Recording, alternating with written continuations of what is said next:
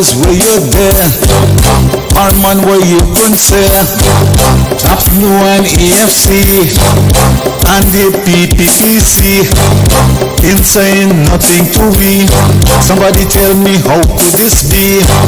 As a Guyanese I regret, like we ain't got nothing to forget. Guyana demand your share, how your pocket would go bare.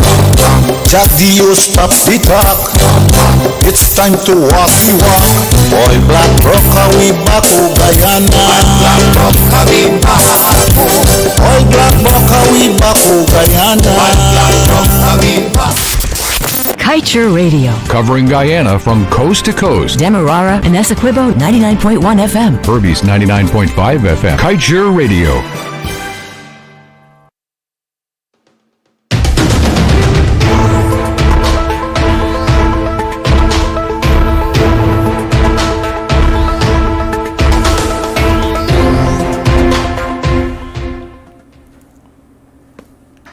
Good evening to all of you, Guyana. I am Glenn Lall. I have been abandoned by Shakima, Michaela, and Kiana Wilberg. They said that they are very busy because they went all day at the conference center covering the national budget debate, and they just said, boss, you got to do it yourself. So here I am. I just want to let you know that tonight's program, I have made it short. It's a very short presentation because I'm hungry and I'm thirsty. It's Friday night. I need to go out and have a drink. I only drink vodka and coconut water though. So, good evening to all of you and thank you for listening to my programs. Tonight, like I said, I want to make the presentation short. I want to give you the opportunity to share your views. The late, great man, Walter Rodney, talked about the story of King Midas. King Midas was a great mythologist, a Greek god who turned everything he touched into gold. Dr. Rodney also talked about another touch. He said, everything a certain man touched in Guyana turned into caca. If you never heard that word caca, it means little picnic mess. It seems as if some of our leaders would have shook hands with that same man Rodney spoke about, and that touch rub off on them. We have some people in Guyana who have the same caca touch. You may want to make some notes as I speak, because I would want to hear from you as soon as I said, let's get it going, let's get rolling. I need to hear your views. Before I get into tonight's program, let me tell you, Wednesday, during my presentation, I played a record. It's a video clip that I received in my mail, and to the folks watching and listening on Facebook, they were cut off. It was a 6-minute tape, and maybe they thought that the program came to an abrupt end. But no, I had to play that program, and that program is not allowed to be played internationally. They have copyrights. So I am so sorry that you guys left and didn't capture the entire episode of Wednesday night's program. But it's there online, it's there on the Kaieteur page. You can go back and listen to the ending of it. I think it was beautiful. I spoke about the attitudes of our member of parliament and how they behaved. It was terrible. For the last 2-3 days, they have simmered down, and I think the exposure was a good one for them, and they would have taken note of it. I'm very happy about that. You know, no one deserves to live poor in this land. No one. None of us. We should not have poor people in this country called Guyana. No one should go to bed hungry. No one should go to bed without anything in their stomach.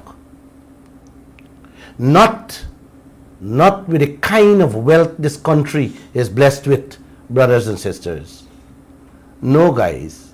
It is totally unacceptable for any government to go to foreign banks with a borrowing bowl or a begging bowl to beg for money for this country with this wealth we have. No, man. Let's don't allow them to do that. But this is what our leaders telling us. This is what Ashni Singh and the Vice President Jagdeo said just a few weeks ago.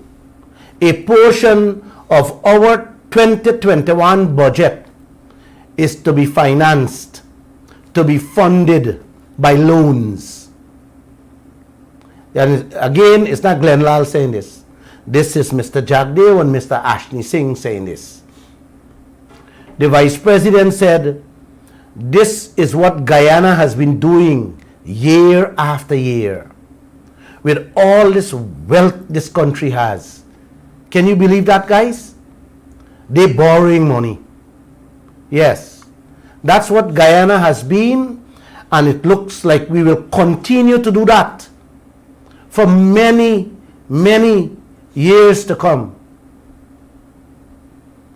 Although Mr. Singh said that a portion of the 21 budget will be financed through loans, he didn't say how much money or what percentage of that budget they're going to borrow or beg for. He did say all these years government have been living off of borrow money. Mr. Jagdeo said them had to borrow 90-something billion dollars. You hear that, guys? That's the kind of debt we are in. And we don't know it. Or you guys don't know it. When you hear them kind of money that, you want to believe if these guys are joking. The wealth we have. Guyana, this whole region and all its people can live a beautiful life. The wealth what Guyana alone have. We are so rich that everybody's salary should have already been doubled, if not tripled. Instead, some of them who never run a cake shop talking a few days ago in the National Assembly about giving a 10% wage increase. 10%. When these chaps talk like that, I get so upset. And it only leave me convinced that they don't have a clue how to run a cake shop, much less a country. And that is sad, guys. It is very, very sad. Imagine the US Congress now is hustling to pass a bill to increase their minimum wage from $7 to a whooping $15. That's double, and this is per hour. $15 per hour. That's 3,000 Guyana dollar an hour. When that is passed, let me ask you this. Whose money, whose wealth you think will be helping to fund that salary? Man, you don't have to go far to understand that. It's our gold, it's our oil and other mineral riches we have. but we can double our people's salary. You know what we can do? You know what our leaders doing? Giving out $25,000, a one-time handout that can barely buy a box of milk for your family. One gentleman called me yesterday to ask me if I would be willing to partner with his ministry that he worked for to help out some kids in my neighborhood with technology. He said, Glenn, the kids around there doesn't have no computer, no laptops, no devices that can help them with today's technology, seeing that there's no school. Imagine them begging a private citizen like me for help when we have so much wealth in this land. Think about it, guys. We should have been the ones to lend a helping hand to many of our regional brothers and sisters. But instead, we using up the little money we have to help the foreign people to rape us of our resources. Let me explain a little on that so you get an understanding. Leaving out the taxes, the duty-free concessions, and all these tax waivers, and this and that, they give away to the foreigners. The infrastructures, them blocking up already, is who money fixing them back? Yes, me and your tax dollars got to be used to fix back the roads, the CD fences, the bridges and all these things. All this fancy heavy equipment that is in here now in the oil sector blocking up, we money got to fix back that. We little 2 cents, we'll have to fix them all back. And you know the billions that will cost? That is the same money Jagdev and Ashley Singh and Jordan and all of them borrowing now to come into our budget. That is part of money we will have to use to fix back these things. What me and you are working up. So despite the taxes, you see the dilemma we find ourselves in?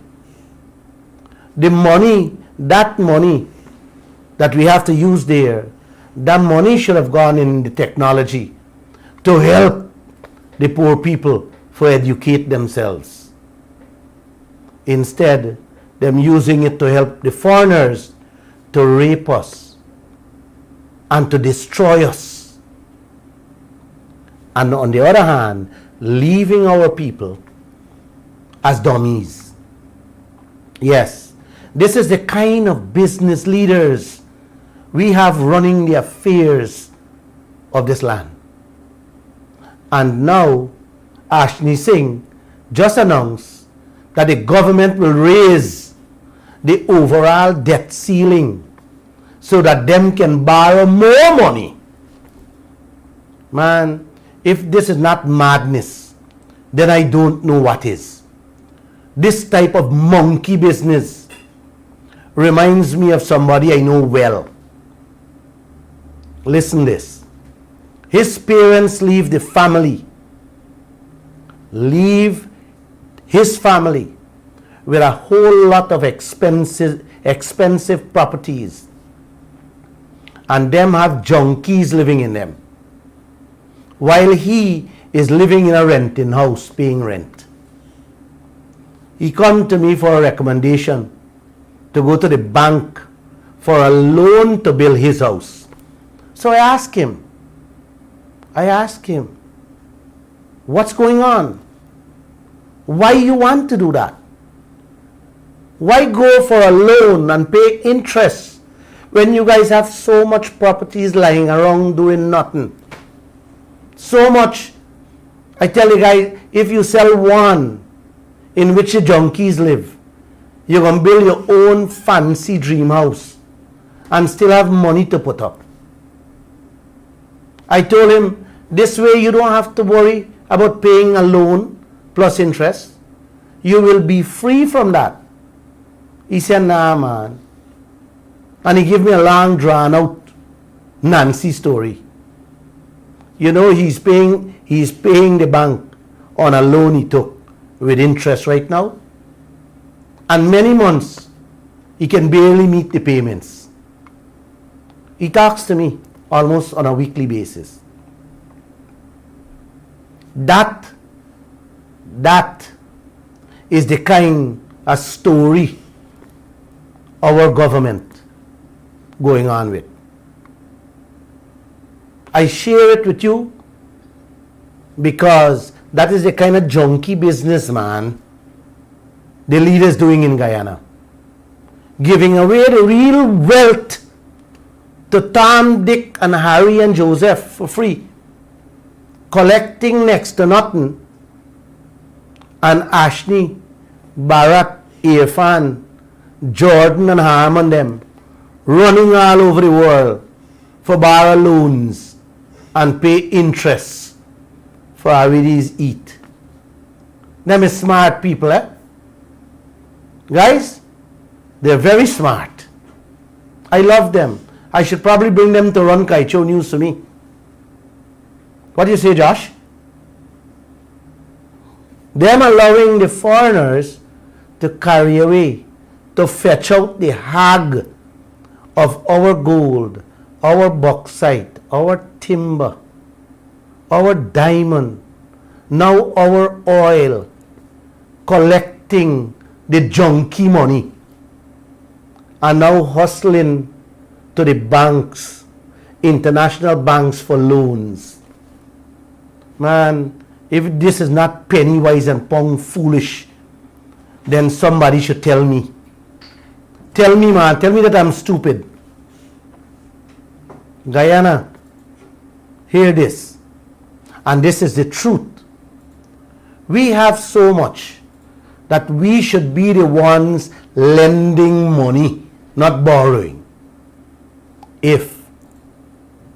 Only if we manage the affairs right and get what belongs to us from all these resources we have. But their lack of business sense make they can do better. And that is sad. It gets even sadder when they think they know it all and refuse to take advice, refuse to listen to people. But like I always tell my staff, if you see life one way and one way only, it's difficult to bring about a change, especially if greed is in it. And that's what I am seeing here, brothers and sisters. Many of our leaders see one way, and that one way is only greed, looking out for themselves. Mahatma Gandhi puts it very lovely when he says, there is enough in this world for everyone needs, but not for everyone's greed. The British Prime Minister, Mr. Tony Blair, once said, the cake of the universe is more than enough for everyone on earth. Everyone can eat, live, and be happy. But the cake is not being cut and distributed fairly His words, guys. The Prime Minister of England words that, not mine. Everyone knows if you're looking out for yourself, you're going to get a thief. And that is what's been happening. That is what is happening here from one government to another. You know, I don't want to believe that all the politicians are thieves. But the silence in some of them make me think they all are in cahoots with what's taking place in this land. When I look back at some of the deals and the things the leaders did to us and this country, man, brothers and sisters, I can only conclude what is taking place here is not corruption and thievery. It is wholesale corruption and thievery. Listen, guys, I have come to accept the reality of life that politicians across this world does help themselves. It's true. I have seen a lot. And I also see how we have few decent leaders that walk and live among us. Right here in Guyana. You know, I believe that Cherry Jagan and Desmond Hoyt were two decent guys. I believe that. You can believe what you want and say what you want. That's my belief. I can only say what I believe, guys. But can I say that for the rest of the politicians here? No. No. A matter of fact, decency went through the window under their leadership. You saw what transpired in Parliament 2 days ago. I can speak forever on so many things that went on under their leadership. But I don't want an argument, and I don't want to upset some of you, because all of us think different and all of us know different. So let's focus on what's going on right now with our wealth, with your wealth. I don't know if you listened to the recording. I played it twice. I just received a message from an African guy out of Africa. He gave a talk. It's a very beautiful piece he did on what's taking place in Africa. The man said all Africans should guard Africa with their heart. I'm going to play it at the end of the show just in case you missed it. Look at the money them spending on one school. Guys, you can build 4, if not 5 schools with that amount. The money them listen to me carefully, them spend to repair one hospital can build 2 brand new ones. The money them use to build 1 bridge is the same thing. You can build 4 and 5 bridges. The money them spending to repair one single stelling. All the stellings can be fixed, because there's not many stellings we have in Guyana. Check back the last 10 years. The amount of billions them spend on CD fences alone. Oh, mama, she died and left me in all this mess. I believe from coast to coast could have been fixed and still have money to buy computers and laptops for them children who cannot afford. As for the roads, all over should have been paved already. If only we had decent leaders in this land. All these types of indecency going on all the time, brothers and sisters, over and over, from one government to another. And guess what? All of you remain quiet. And it bothers me. I wonder why.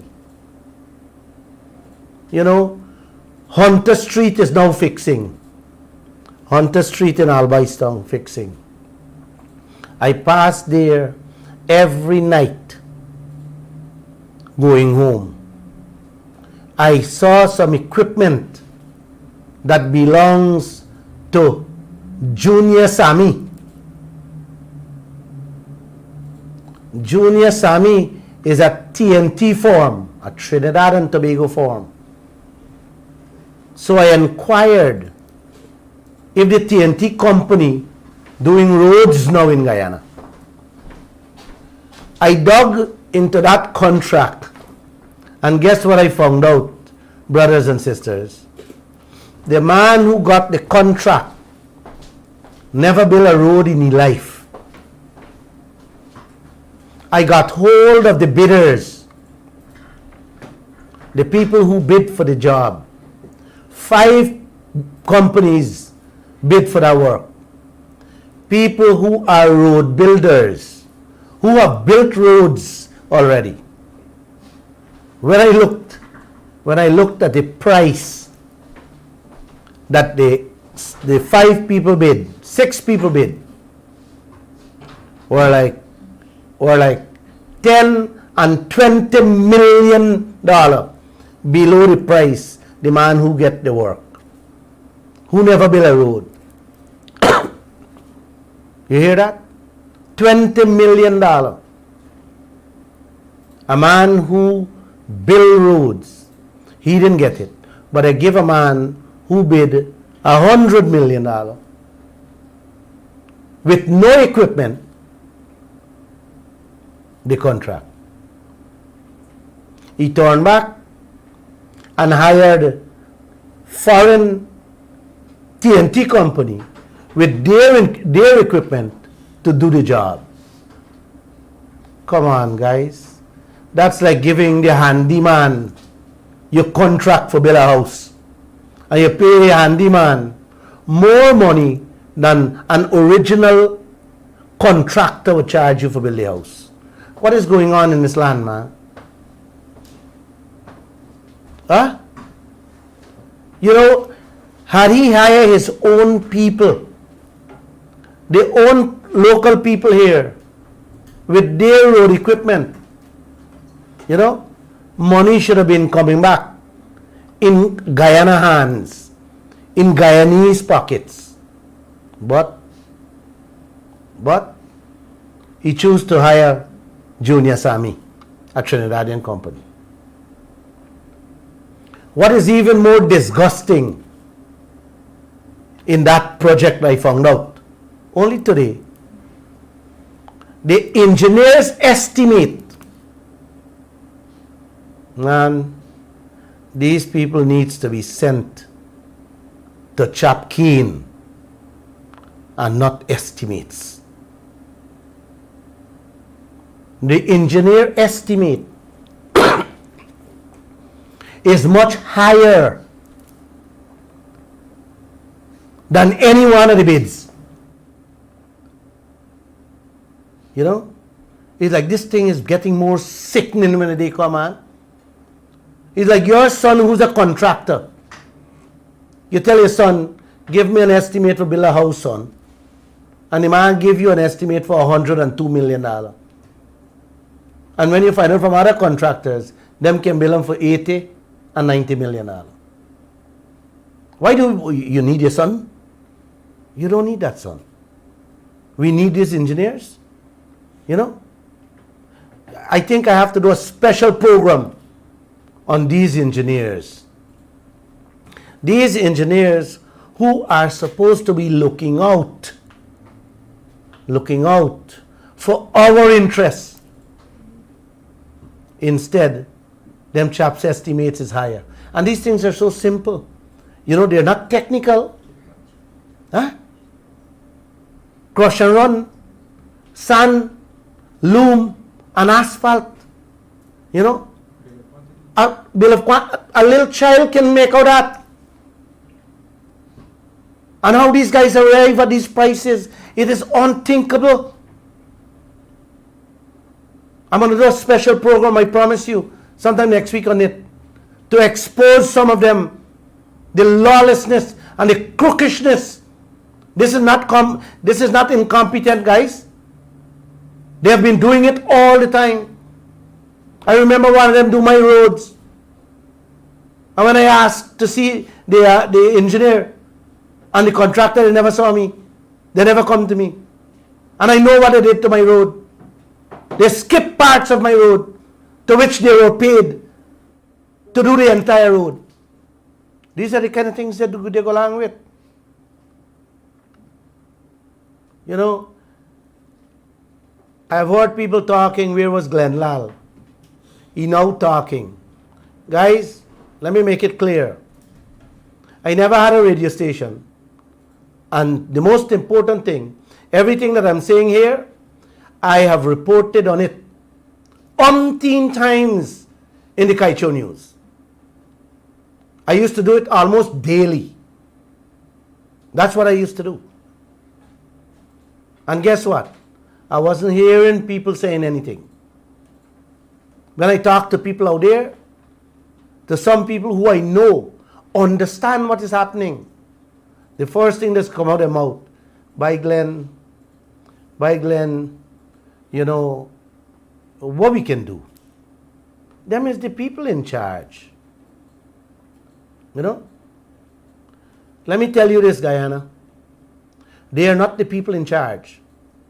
Me and you are in charge of them. They are not our bosses. They are our servants. And you need to treat them and start talking to them and start directing them and let them know that, hey, we are in command and we are in control. And you guys have to stop doing this lawlessness, this thievery and corruption you guys going on with. Always remember that. Stop believing in everything and anything these leaders say and do. Start questioning them on everything. Please. Please, I beg you. If not, all of you will continue to live and die the same way you're living now. And you don't deserve that. You deserve to live a king and a queen's life. You know, what these leaders know, for me, is jumbie maths. Maths that only suits their pocket. Not yours, not ours, not mine. Stop looking up to them and believing in them. I want to take you guys back to some of the projects both governments were involved in, so you can get a clearer picture as to what I'm saying. Here are some of them they carried out. And they carried them out with fancy and flowery languages and deceitful words. They gave us before the beginning the fancy words and the fancy language. And where are all all of these projects today that I'm about to tell you? What are we benefiting from them all? And what came to pass with them all? Let me refresh your memory on some. The airport, Timeri Airport, the Skeldon plant, the Brazil fiber optic cable and transmission power line, Amelia Falls Hydro Project, Enmore Packaging Plant, the one laptop per family, the Marriott Hotel, Berbice Bridge, the Hydro Road, and now they're going to the gas to shore. When I hear the gas to shore project, it wants to eat my soul out. The Amelia Falls Hydro Plant, had that gone through by now, all the little money you're getting and plan to get from the oil couldn't pay back that loan. You hear me, guys? They couldn't. It would have been the largest, is something between men feet. It would have been the largest thing all of us would have been fetching now had it gone through. It's a good thing we stop it. It would have been over $1 billion American dollars. But them still went ahead and spent 40 million US. You hear me? 40 million US to build a road to nowhere. Them give a man named Phip Lall, who never built a pavement anywhere on earth to build it. I did many stories on that in the newspapers. I checked the Department of Transportation in the United States because he came from there. And I remember the research I did. Never built nothing. Did nothing under his name. Yet, they give him a 40 million US dollar road to build in the interior for the Amelia Falls Hydro. When I remember things like that, it pains my soul for you, Guyana. That road is only crapo and snakes running around on it now. While you have to walk and drive on some of the worst damn they call roads in Guyana. Yeah. The Enmore packaging plant, 12.5 million US dollars, is now, I think, is a candy plant. They put in some zinc sheets and 5 small wrapping machines that can be bought for less than $300,000.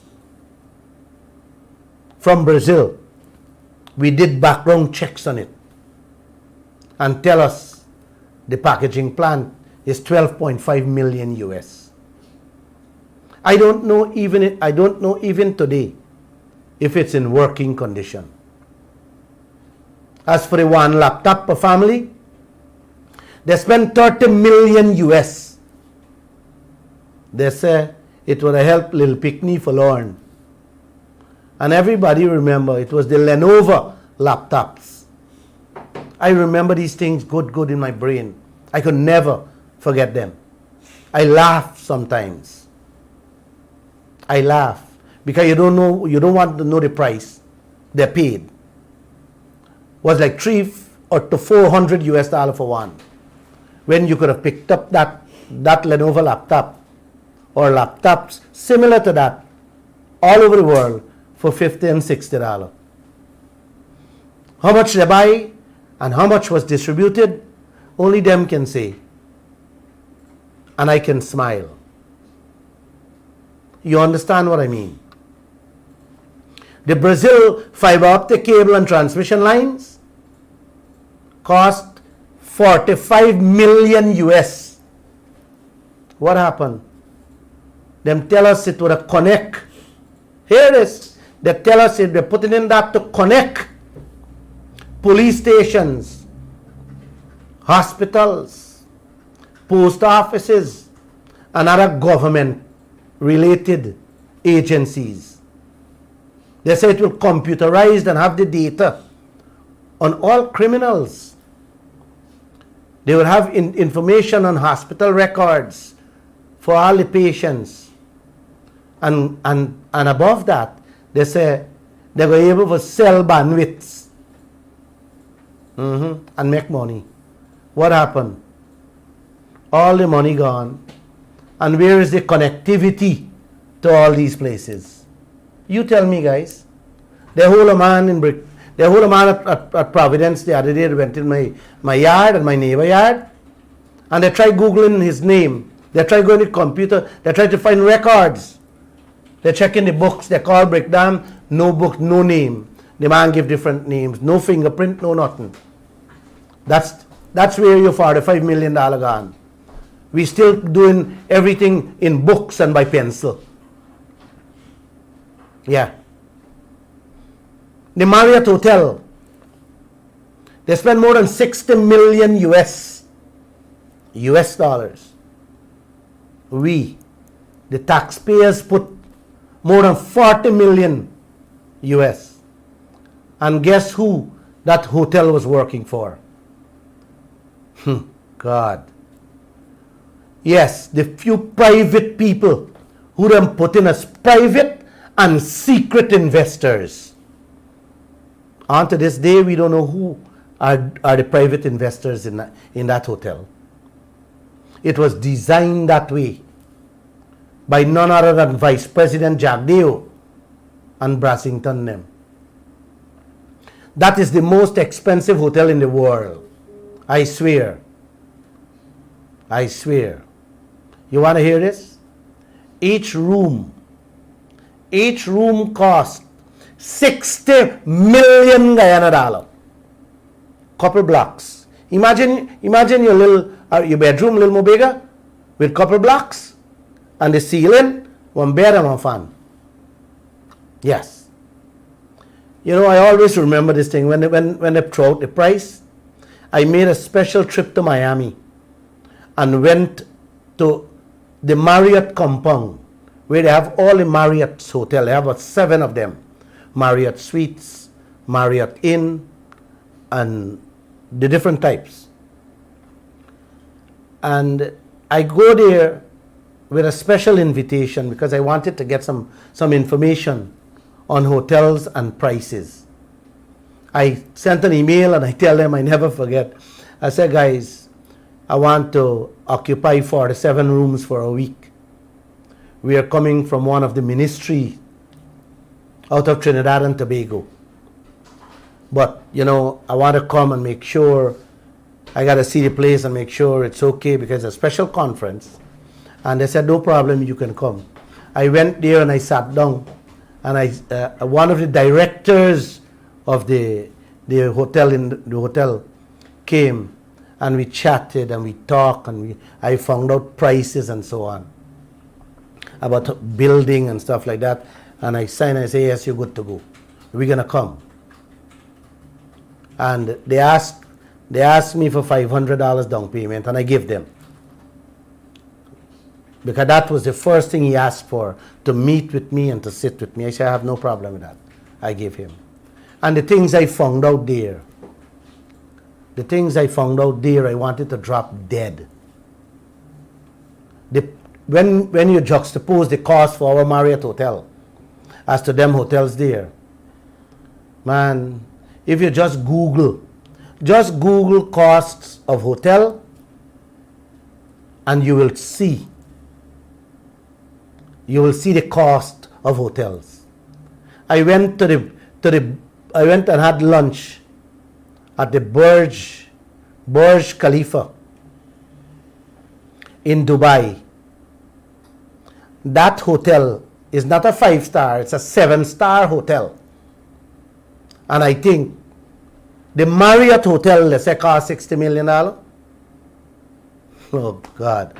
More expensive than the 7-star hotels in Dubai. You hear me, guys? That's the kind of things that going on. And they design it in such a way that the hotel at the time was only barely making money to pay the few private investors who put in only 20-something million. And for me, I don't want to give you the answer. If you ask me, I'll tell you they didn't put in anything. Our money built that hotel. When you look at the cost for hotels. We could have built 4 hotels like that for the money at the time. You know, just Google it and see. You will see how expensive the Burj Khalifa is in Dubai, and you will see the money we spend here. You know, it's a good thing the Creator smiled on us with this oil fine. If not, that Marriott Hotel would have been a walking dead. I don't even know to this day if government, our taxpayers, is making profits from it. But what I do know, the private investors is collecting their fair share. You know the Berbice Bridge, 40 million US plus, is squeezing the pockets of the Berbicians. Remember, they stopped the ferry to force us to use the bridge? Yes. That bridge also was designed, just like the Marriott, to fatten the private investors' pockets only. Although we, the Guyanese people, put the bulk of the cash to build it. I don't know if the bridge is making money to pay us. I know NIS put a bulk into it, and they have not collected anything. But the private investors, make no fun, make no joke of it, they are collecting their fair share. Their fair share of that sweetheart deal that was given to them. As for the airport, this brand new fancy new airport, 150 million US spent so far. Today in the budget, they were debating. They give another 12 million US to finish it. Only today. Only today as I speak, guys. Jagdev told us when he embarked on that project that the Vice President of China was passing through the region, waving billions, and them grab on to some for a new airport.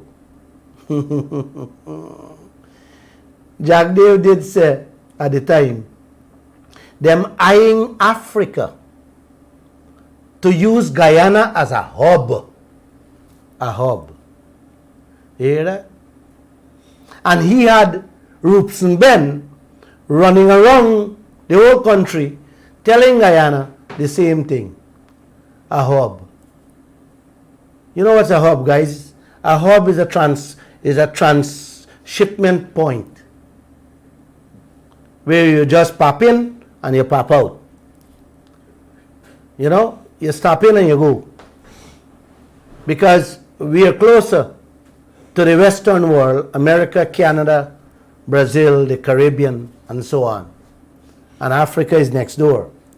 They said they're going to use Guyana for people hub off and hub on. They go hub.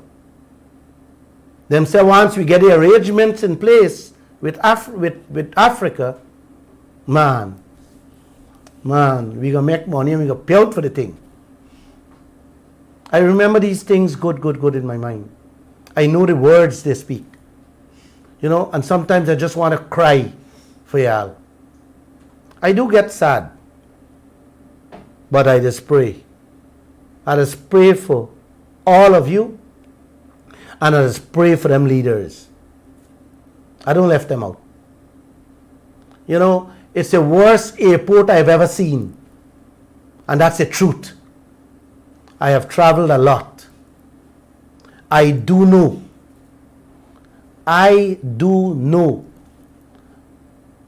that our toilets, this brand new fancy airport they built, the toilets in Flushing. The toilets now. Nothing has changed. It clog up. They just change the zinc sheet and put on a roof and put a little piece outside with 4 bridge. And they said that's a sophisticated, modernized airport. And toilet now flush. Them ain't got no parking lot. Them ain't got no office space. Them ain't got no cargo section. They got nothing. Basically nothing. Man, it's the worst. It's the worst airport I've seen in the world. And we still spending money. We still spending money. You know, I want to tell you, put that money in my hand. I can build 3 modernized airport in Essequibo, Berbice, and Demerara that all Guyana will be proud of. And I am willing and ready to put my money where my mouth is. I'll give away every single thing I own in this life if I don't do that. You hear that? I'll build 3, modernize, and I am renovating. I'm building it from scratch. This is what they're doing to you money, to our money. And all these are loans. Loans, if you add them up, they end up in the hundreds of millions of US dollars. Loans we are paying. We don't know how far or where we are with the payments. Maybe they will come back and hold on to everything and say it belongs to them. Like how they're doing it in Africa, in Asia, in Malaysia, Sri Lanka, and others.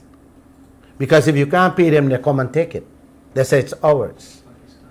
In Pakistan, yeah. Man. And now, guess what, Guyana? These guys talking about 800 million US gas to shore project. Oh God. This one make a laugh, this one make a one cry, this one make my body do so many things. You know? If this is not Jumbie Mats, I don't know what this is. Jagdeo talking about his gas to shore, telling us how in 4 years' time we're going to pay back faith. I wonder who they're eyeing this time for payback faith. Maybe they're eyeing Brazil, or they're eyeing them Amerindian people in the interior. This government, the previous government, ain't know the cost yet. They did no study for see if this project gonna make money or not. But Jagdeo done saying we're gonna pay back in 4 years' time. Man, if this is not Jumbie Mats or monkey business, then tell me what it is. If you're doing a business, if you're embarking on a business, if you're taking a loan from a bank, the bank wants to see your project document. They want to know everything, how you're going to make money to pay their loans. If not, they wouldn't lend you.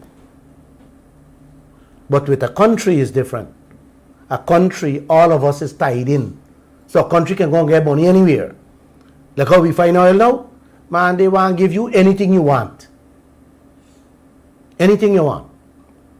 It's like a man win a lotto, and the man asks you a $100 million lotto, and the man asks you for 10,000. You have no problem lending him 10,000 at 25% interest rate because you know he's good to pay. Well, that's how they do it with countries. You're good to pay, so whatever you ask for, they're ready to lend you.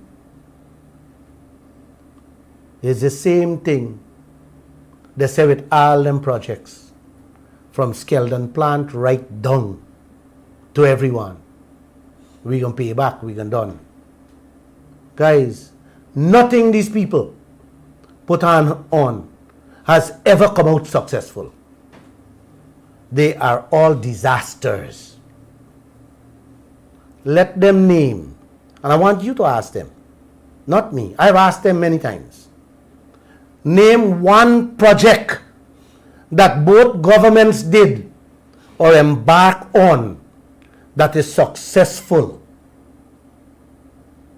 or it will become successful. And let them answer you. Just name one. You know, we have been reporting on all these projects for years. They have done no project that benefited we the people. Trust me on that. Trust me on it. Name them. Call them out. Let's talk on them. Or let Mr. Jagdeo and Mr. Jordan, Mr. Harman and Ashley Singh, along with Brasington, come on this program with me and let's trash it out. Let's have this frank discussion on these projects. I am willing to put my money where my mouth is. They are all losers. Cannot be trusted with even a cake shop business. You tell me for the past 30 years what you have seen or what has impressed you all about the development of Guyana. Just name me one single thing that both governments did that you are proud of and that it benefits us as a people. Of course, without it being riddled with corruption and mismanagement. Just one, name me one. Every single thing turned caca. You tell me, brothers and sisters, are you still looking for a better life with this type of leadership, full of corruption, lies, and deceit? Or would you work along with me so that we can get them all to make a 360-degree turn around so that all of us can live a better life with the proceeds, man, of our wealth, our own wealth that we were blessed with? Or would you beg them to shake my hands? I have always been a successful guy in everything I put my hands on. This newspaper, when I started it, you don't want to know the things people said to me. Some of them say you never went to school. How or not you could beat these people who are lawyers and intellectuals who went to universities running media houses and newspapers. Some people tell me, man, the place look like one hospital. Make it into a hospital because you ain't gonna make it. You see where it is today? I am proud to say none newspaper can match the Kaieteur News. And none will never come close to it once I am sitting at the helm of the chair. I have changed the dynamics of the newspaper industry. I have changed it that all of them turn around and follow me in everything I do. I am proud of that. I am proud of that. And guess what? I have never cheated or steal from any human being. None. No one can stand up and say or ever say Glenn Lall was a dishonest individual. Well, of course, my mama. I used to jit she little pocket for a little $5 and I get catch. Good night once again. The ball is in your court. That's my short presentation, and the telephone number is 226-7453. Let me hear from you. Let's get it rolling.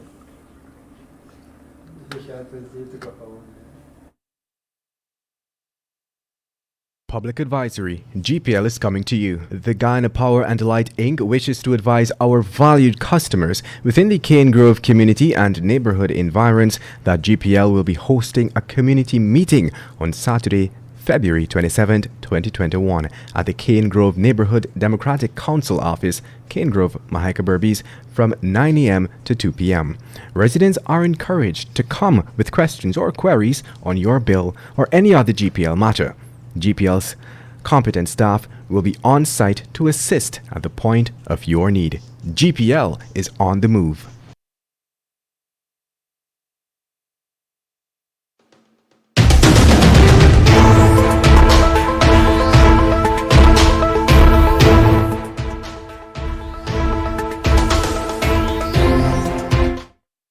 And one of my staff is telling me I have some questions.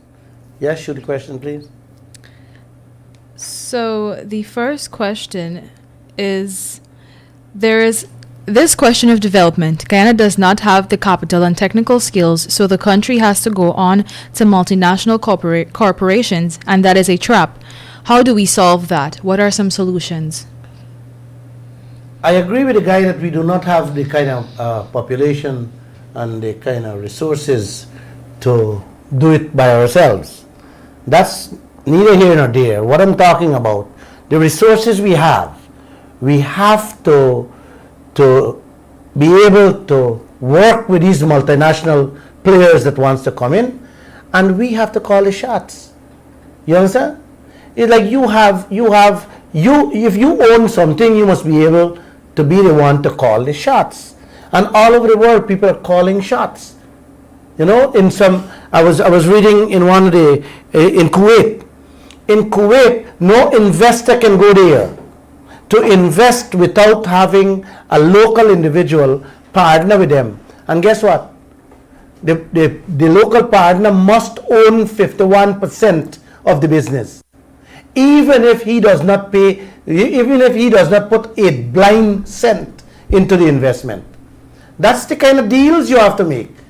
It left to the persons who want to come and invest whether they want to take the deal or not. But that's their way of doing business. It's my wealth. I got to decide what's for me. I know I don't have the expertise and I don't have the money to do it. But here, my wealth is not spoiling. It's not going away. It's here. That was a question I want to ask you, Glenn. Does Dubai and Kuwait, does they take loans but put in a budget? They're giving loans, man. People giving loans. So we have more oil per capita than Dubai right now. The only Kuwait is ahead of us. So why is our government going around begging for loans? Yeah, they're begging because, like I said, not that they don't know better. We have economists. Mr. Jagger is a bright guy. Ashley Singh is a little bright guy too. You understand? Jordan Allen, bright. But they're not putting their brightness towards the development and towards the people of this country. They're putting their expertise and their wisdom in another section. One other question. When are we going to get to leaders like Malaysia, like the United Arab Emirates, like Kuwait, who would put the people of the country first rather than corporations and investors? You don't got to get leaders, man. We got good leaders. We got leaders. These guys are smart. They can do it. They can do it. But they're just damn wicked. That's what it is. So we, the people, have to put a pressure on them. Yes, you got to pressure them. To change the... You have to pressure to work them. for the people. That's all you want. Work for the people. Work in the interest of the people. You just have to pressure them. But the people of this country just sit back and not saying anything. But many of them, they're not sitting back. It's just that these people doesn't know. I am speaking to so many people when the day come, right? And they're thanking me, you know, Glenn, oh my gosh, I didn't even know all these things going on, you know? So once you enlighten them and you tell them, you know, they will speak up. One quick thing, I just read in today's newspaper, the Orange Juice block, they said they have the 4 billion barrels of oil in the, even though it's the heavy crude, it's 4 billion barrels. So now we have 9 billion, we have 9 or 4, we have 13 billion barrels of proven oil reserves now, Glenn. Yes. Proof are we talking about? Yes, sir. The proven reserve, what you're seeing there is nothing. What they're talking about here is nothing. Let's don't runaway where we got a couple million here and a couple million. There are lots of billions more. We know that. We know that. That's sitting there that nobody has even touched it yet. Of course, Right? a very small. So we have to start setting the stage now. Let us don't wait for tomorrow. Set the stage now, put systems in place, bring in experts if you don't have them, and let us get good deals. This thing is very simple, man. Yeah. So, final question. We have a curious viewer who wants to know if you'd bring any ministers on the show to address said situations. I have said it many times. I have said I inviting everybody. I inviting the oil companies, any one of them, anyone in the government, anyone in the opposition, or any leader out there to come on the radio. Let's talk. It's a frank discussion. This program is to allow people to share their views, listen to their opinions. You understand? So we all can put our heads together and do what is right. Seek out what is best for Guyana. I did not realize that I spoke for an hour. I thought it was a very short presentation. But like I said, tonight is Friday night, and I am hungry and I am more thirsty for a drink. So if we don't have any telephone call, I would like to tell you guys good night. Thanks for listening, and God bless you all and Guyana, especially our leaders. Good night again.